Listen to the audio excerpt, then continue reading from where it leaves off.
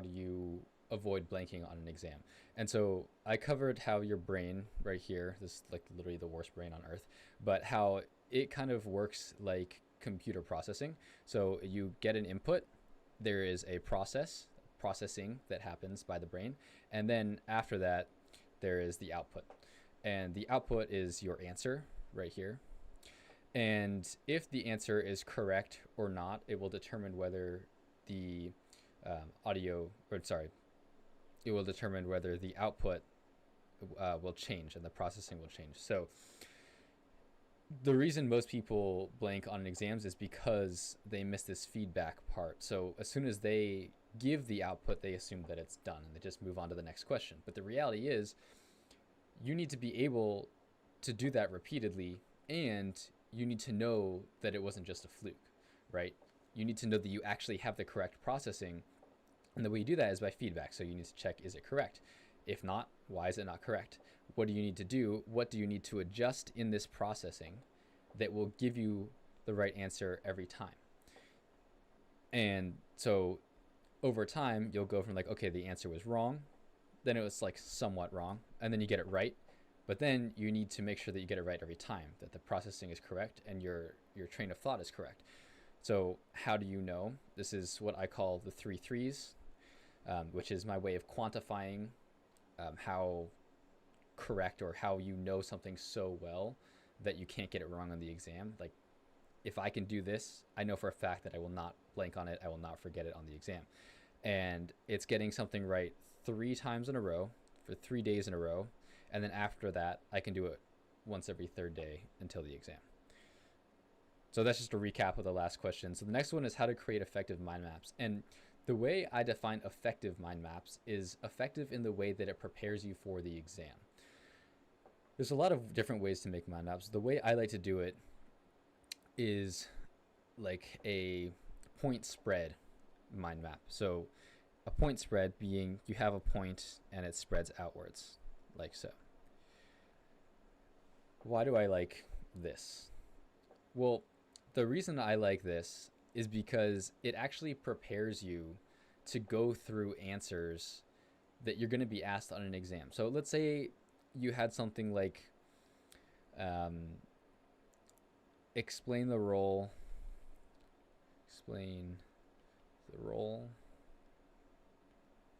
of the, I really like this one, of the mitochondria in the cell. Boom. And that would be worth like 6 points. And when you see it's more than like 2, then you get scared because 6 points means you have to write a lot. So how would you approach this? How does a mind map help you answer this question? And we're thinking, oh, Simon, like, oh, it's pretty easy. You just go through, right? Well, yeah, kind of actually. So let's say, what it's asking for here, by the way, is not the main topic. What it's asking about is cells. So the center here would be cells. And in this, you would have, say, plant cells, animal cells. By the way, the reason I'm using mitochondria and the cell is because I think almost every person in academia has heard that the mitochondria is the powerhouse of the cell. It's just been like so obscenely overused. So I'm hoping that you guys can understand this. So now we have the cells. This is going to be the point. And then the spread is the type. So type of cell. And in that, you have the different characteristics. So characteristic 1, 1, 2, 3, ... Maybe there's more. And the same thing goes on over here for the plant cell. So when it's asking about the role of the mitochondria in the cell, your job is to get to the mitochondria from the point. So this is the point, and this is the spread / characteristic.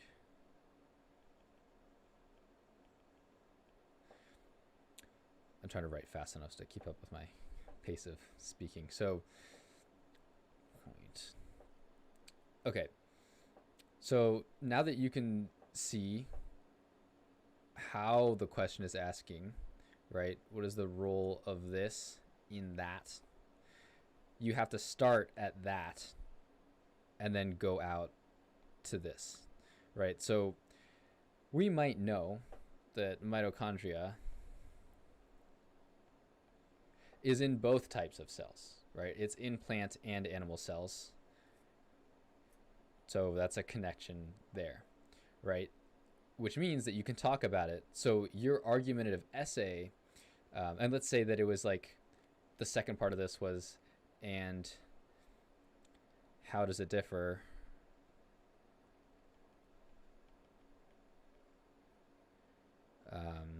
from chloroplasts? So let's say, actually, we can even make this better. So I'm just going to erase mitochondria here, and this little arrow, because we can even do for characteristic 2, this would be organelles. And then from organelles, you have even more spread. So you have mitochondria. And then in plant cells, you have organelles. But you'll also have chloroplasts. Whoa.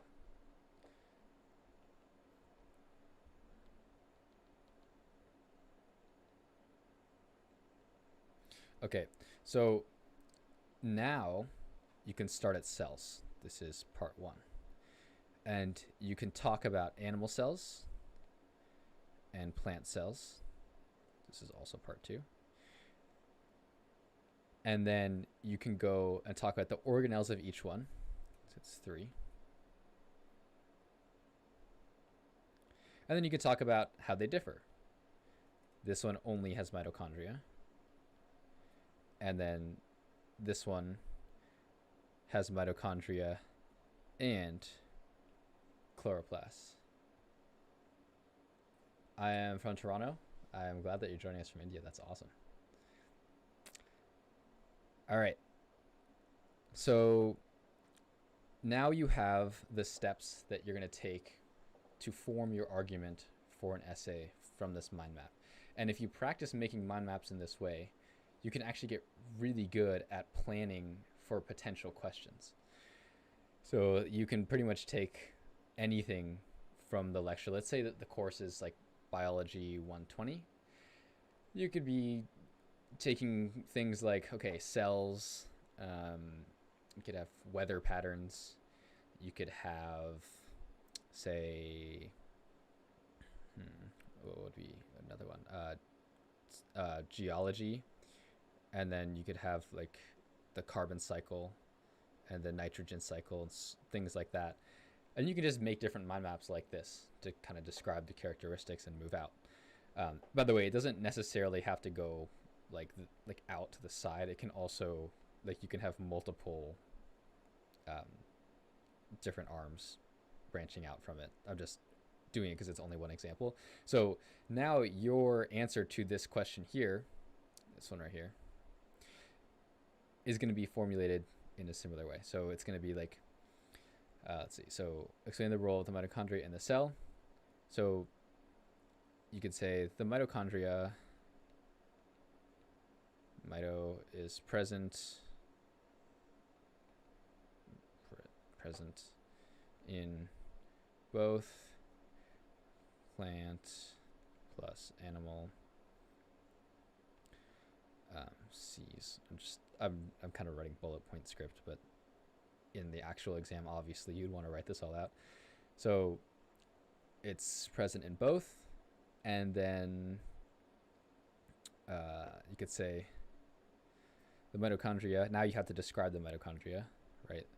The mito is an organelle. You could even do this better now that I'm writing it out. You probably want to, write it in a better way. So like, the mitochondria is an organelle in both plant and animal cells.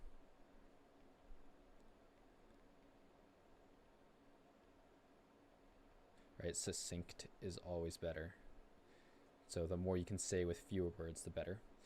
One thing that a lot of people do is they kind of just like write a bunch and then hope that the answer is in there somewhere. But writing mind maps in this way, it pretty much just allows you to hit the bullet points and just connect them with like connection words and then move on with your life, instead of like spending endless time writing and then never actually hitting the points.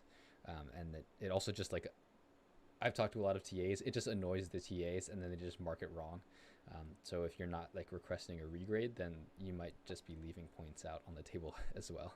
So now you have, okay, the mitochondria, right? That's number 1, or number 4. You kind of go backwards. So is an organelle in both plant and animal cells, right? And now we've addressed this point. So that's like the basis of your argument. And then you can talk about, right, it's like, how does it differ from chloroplasts? And then you can say, the chloroplast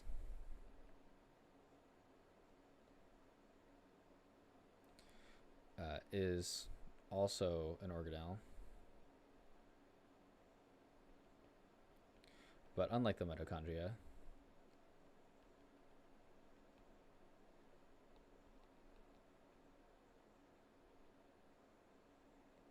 right, we want to establish a difference, unlike, very strong word, is only found in plant cells.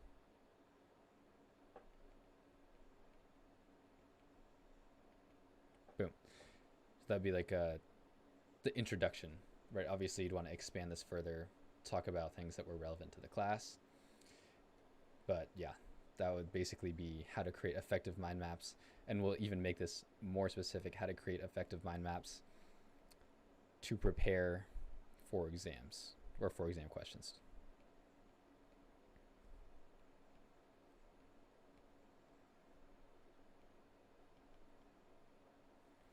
Okay. And then the last question that I got to get running, because I promised I'd meet my friend at 7. Maybe he's on this live stream, you never know. He's definitely not, he's working. Okay, I might hop on later tonight too to answer some more questions. So if you do have a question, just drop in the chat and I can add it to the list. The last one, this one's pretty big. I don't know if I'll be able to cover it in time. Somebody's asking for my exam strategy. I'll give a brief overview right now, and then I will expand on it later in the next live stream. So, let me just fix this real quick. Okay.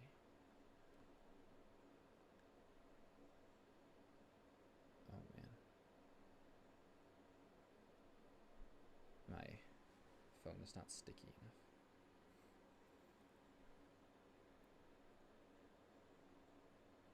Okay, so let's get into it. The ultimate exam strategy. Ultimate exam strategy for becoming an absolute weapon. No, whoa. Absolute academic weapon of mass destruction.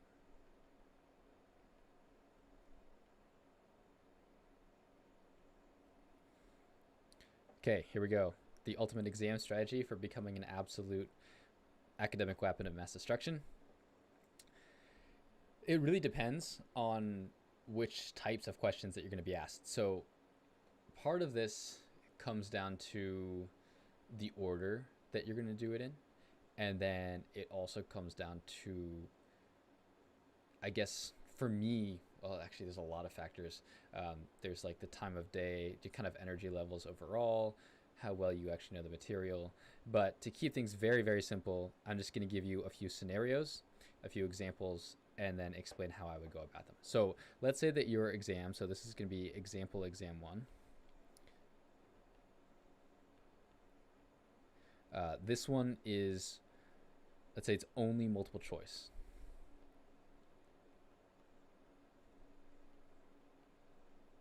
Okay, this is how I would go about it.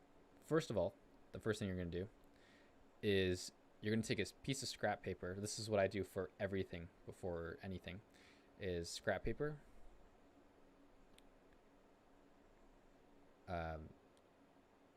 brain dump. So before you go into the exam, you're going to review all the things that you think you're probably going to forget. And then immediately before you even write your name on the sheet, before you fill in the Scantron, just dump everything onto a scrap sheet of paper. If you don't have a scrap sheet of paper, you can write in the margins. That's the first thing. Just maximize how much short-term memory you can bring to the table. So the second part, there's a lot of ways to optimize that too, so I'll talk about that later. So the second part of this is you're going to go through the MCQs. MCQ, answer round 1. Yes, sir, that's right. You're going to have multiple rounds. You're going to go back to front. Why go back to front? Well, the reason is because they always try to put the easiest questions at the beginning, right? They're probably going to give you a couple gimme questions, right? Very easy to answer, as like 1 and 2 or like 1 and 3. And then the harder, most recent questions are going to be at the back. So because you have learned the material for week 12, week 11, week 10, most recently, you want to take advantage of the fact that it's going to be freshest in your mind, right? Those are probably the things you don't remember as well. So you want to just get that out of the way and start at the back. Then, oh, by the way, you're going to write this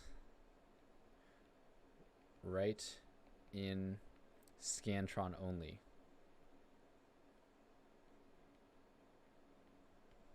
Then you're going to go do it again. So MCQ, answer round 2. And you're going to hide the Scantron sheet.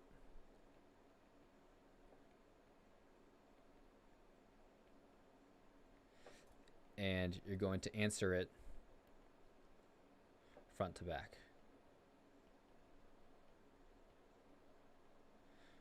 Okay. The reason you hide the Scantron sheet, which is probably the most crucial step here, is because you don't want to be biased when you're going through them again. You don't want to just look for the answer, because you're going to get something called confirmation bias, which is essentially you're going to believe what you've already decided. The goal here is to get both rounds to match up 100%. Most of the time it's not going to happen. You're going to have a couple that don't match up. So what do you do when a couple of your answers don't match up? Well, when they don't match up, when answers don't match up, you bias the first one. And obviously you're going to remember a little bit, right? You're going to be like, oh, wait, I think I picked that answer. But the goal is that you don't just jump to see it the first, in the first second, right? So you bias the first answer because your subconscious has a lot to do with which answer you choose. And it's very powerful, even if you don't realize you make a lot of decisions based on subconscious. There's actually been a lot of studies where people will show signs of lying when they choose the incorrect answer, because subconsciously they know that it's the wrong answer and they're choosing the wrong answer, and it just gives the same physiological reaction as lying, which is actually very interesting.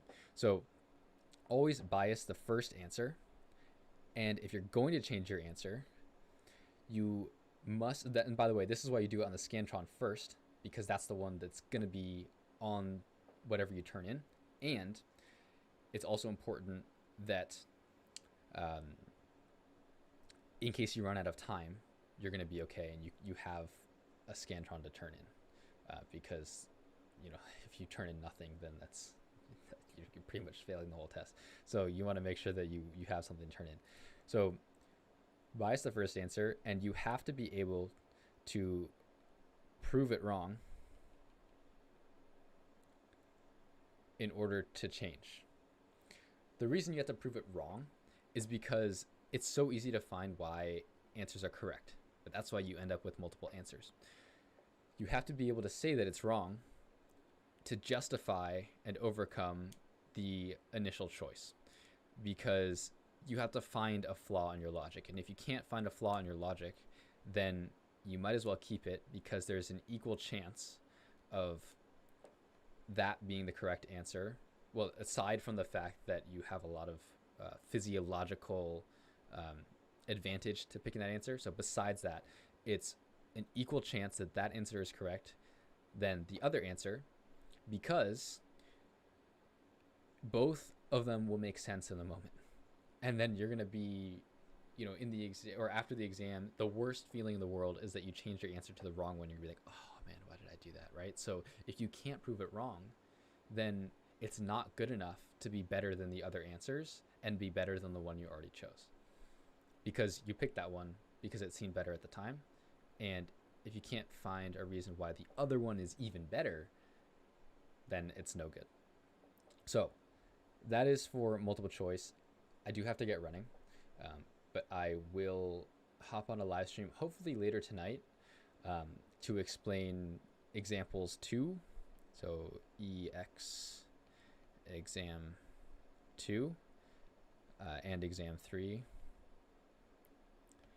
So exam 2, I'll just tell you what it's going to look like. So it's MCQs plus short answer, so SAQs, short answer questions. And then this one will be MCQs plus SAQs plus LAQs, long answer questions. These two are honestly, they're going to require their own whiteboard,